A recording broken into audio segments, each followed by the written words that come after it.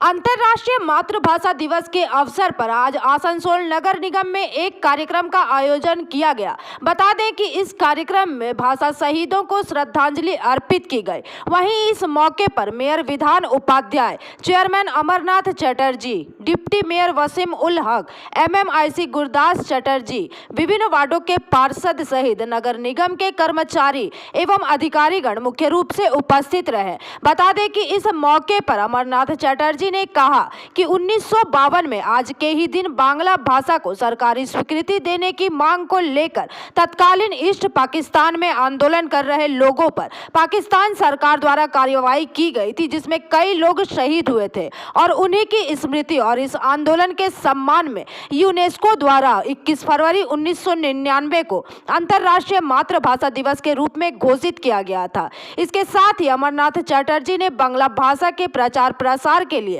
बांग्ला भाषी जनता से और अधिक प्रयास करने की अपील की है।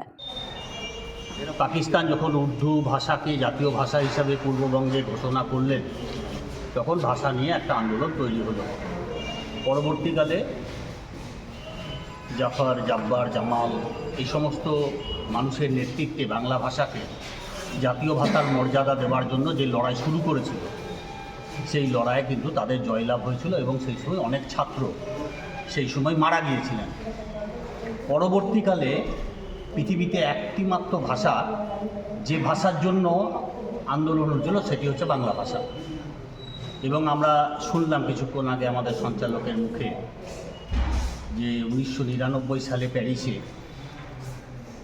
সম্মেলনে 188টি দেশ সম্মতি জানিয়ে ইউনেস্কো বাংলা ভাষাকে আন্তর্জাতিক ভাষা হিসাবে স্বীকৃতি দেন এবং ইউনেস্কোর স্বীকৃতির মধ্যেখানে আজকে সারা পৃথিবীতে এই ভাষা আন্দোলনের দিনটিকে পালন করা হচ্ছে। এই বাংলা ভাষা আজকে ভারতবর্ষে ৪র্থতম ভাষার জায়গায় রয়েছে এবং তাকে মর্যাদা দেওয়ার জন্য যে লড়াই আন্দোলন করেছিল, সেই শহীদদের প্রতি শ্রদ্ধা জানাবার জন্য 21শে ফেব্রুয়ারি প্রতি বছরই বাংলা ভাষা শহীদ দিবস হিসেবে পালন করা হতো। তার পরবর্তী ক্ষেত্রে 1999 সাল आज कॉर्पोरेशन में आप लोगों का क्या प्रोग्राम था? আজকে আন্তর্জাতিক মাতৃভাষা দিবস 21শে ফেব্রুয়ারি।